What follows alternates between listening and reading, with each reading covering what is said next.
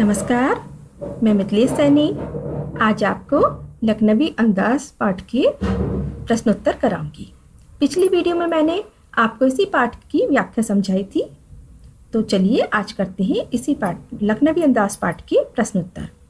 लखनवी अंदाज पाठ यशपाल जी के द्वारा लिखा गया है और इनका जन्म पंजाब में 1903 में हुआ था तथा इनकी मृत्यु 1976 में हुई। पहला प्रश्न है, लेखक को नवाब साहब के किन हावों भावों से महसूस हुआ कि वे उनसे बातचीत करने के लिए तनिक भी उत्सुक नहीं है? तो इसका आंसर है, लेखक ने जब डिब्बे में प्रवेश किया तो वहां एक नवाब साहब पहले से ही बर्थ पर पालथी मारकर बैठे हुए थे।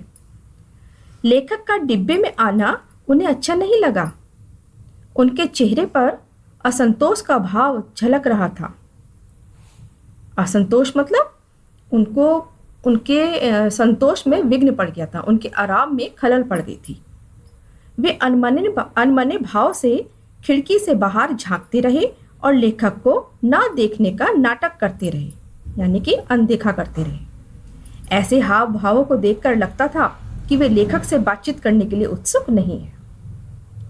समझ आ गया होगा आपको कि ऐसे कौन से हाव भाव थे नवाब साहब के जिनको देख करके लेखक को लगा कि वह उनसे बातचीत करने के लिए उत्सुक नहीं है। अगला प्रश्न है, नवाब साहब ने बहुत ही यत्न से खीरा काटा, नमक मिर्च बुरका और अंततः सूंघकर ही खिड़की से बाहर फेंक दिया। उन्होंने ऐसा क्यों किया होगा? उनका ऐसा करना उनके कैसे स्वभाव को इंगित करता है?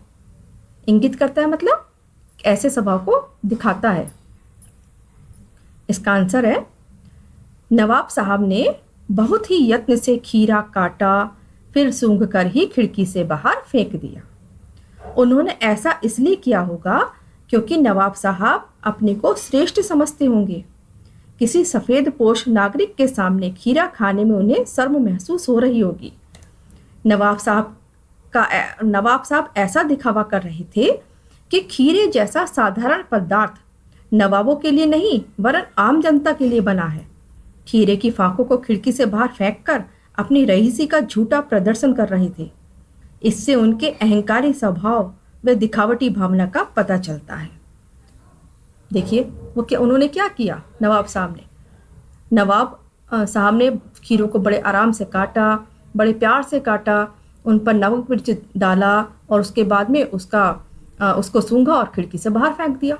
तो उन्होंने ऐसा क्यों किया था? उन्होंने ऐसा इसलिए किया था कि वो अपनी नवाबी दिखा रहे थे और लेखक के सामने वही दर्शाना चाहते थे कि खीरे जैसी तुच्छ वस्तु आम लोग के खाने की चीज़ है, नवाबों के खाने की चीज़ नहीं है। तो इसलिए उन्होंने ये उनका दिखावटीपन दिखाता है, उनकी बनावटी जीवन शैली को दर्शाता है। समझ आ गया होगा आपको।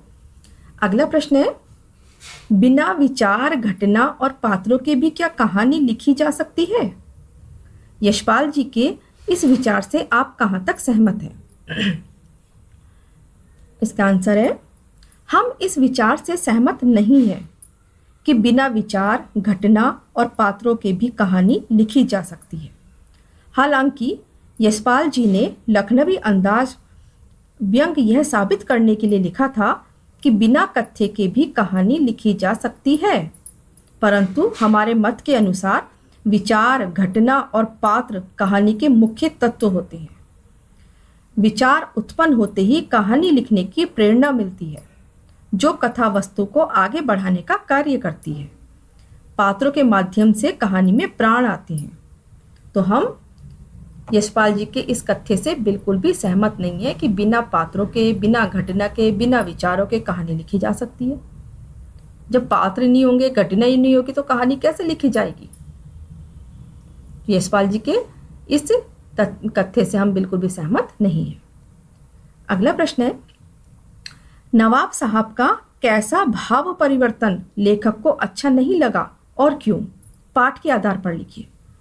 देखिए बच्चों, ये एक लाइन आई थी बीच में, आपने जब चैप्टर को अच्छे से पढ़ा होगा तो आपको एक लाइन बीच में मिली थी कि लेखक का नवाब साहब का भाव परिवर्तन लेखक को अच्छा नहीं लगा। तो कौन सा था वो भाव परिवर्तन? वो उस समय का था जब लेखक को देख करके नवाब साहब खिड़की से बाहर देख रहे थे और लेखक को अनदेखा कर रहे थे।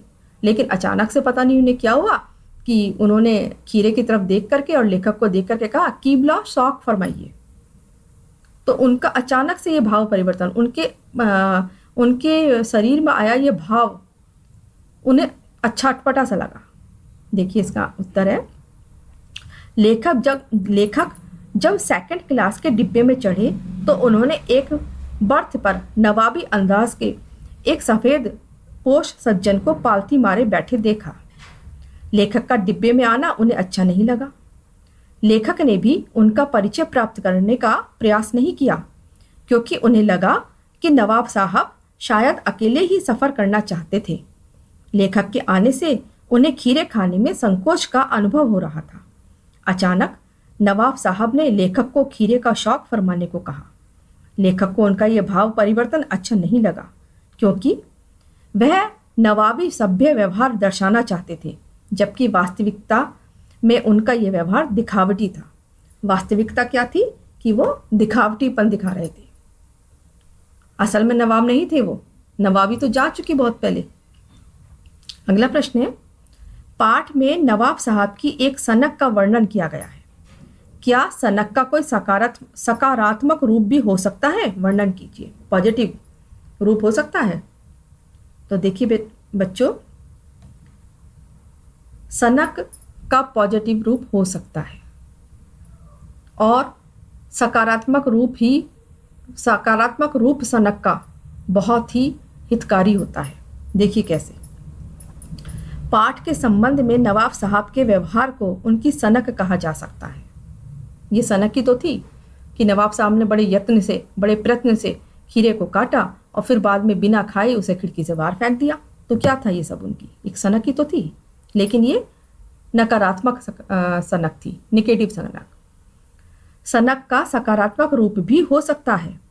सनक को पूर्ण आत्मविश्वास के साथ किसी काम को करने की लगन या धुन के साथ जोड़ा जा सकता है। यानी कि सनक किसे कहते हैं कि किसी भी काम को पूरे आत्मविश्वास और धुन और लगन के साथ करना। इतिहास में ऐसी सनकों के अनेक उदाहरण मिलते हैं, जैसे स्वामी विवेकानंद की ज्ञान प्राप्त करने की सनक, महात्मा बुद्ध को जीवन का सत्य खोजने की सनक, भगत सिंह को देश पर मर मिटने की सनक, और भी बहुत सारी सनक है। बिना सनक के कोई महान कार्य पूर्ण नहीं होता। देश के लिए अपना बलिदान करने वाले सनकी ही थे।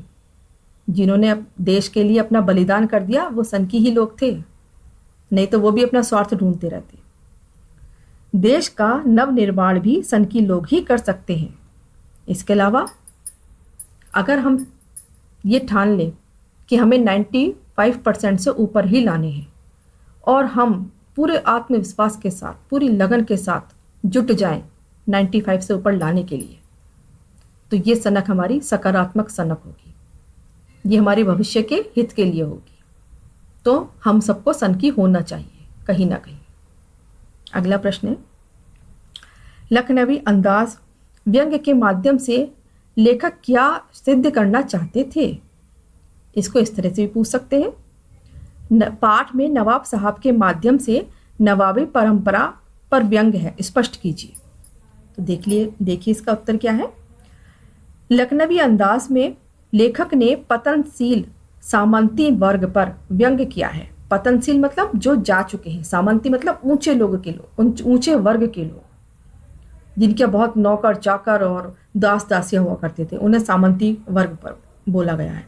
तो ऐसे सामंती वर्ग जो है वो अब नष्ट हो चुके हैं। तो उन्हीं लोगों पर ये व्यंग्य किया गया है कि ये लोग जीवन की वास्तविकता से दूर भागते हैं और बनावटी जीवन शैली अपनाने में गर्व की अनुभूति करते हैं। उनके इस तरह के अंदाज को उचित नहीं ठहराया जा सकता।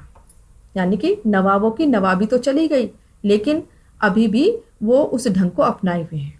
वो बनावटीपन दिखाते हैं। तो ऐसा जो अंदाज है वो ठीक नहीं है। तो कैसी लगी आपको मेरी वीडियो? आशा है आपको सारे प्रश्न उत्तर समझ में आ गए होंगे। अगर आपको मेरी वीडियो अच्छी लगी है तो प्लीज़ लाइक करिए, शेयर करिए, कमेंट करिए और सब्सक्राइब कीजिए। धन्यवाद। खुश रहिए, स्वस्थ रहिए।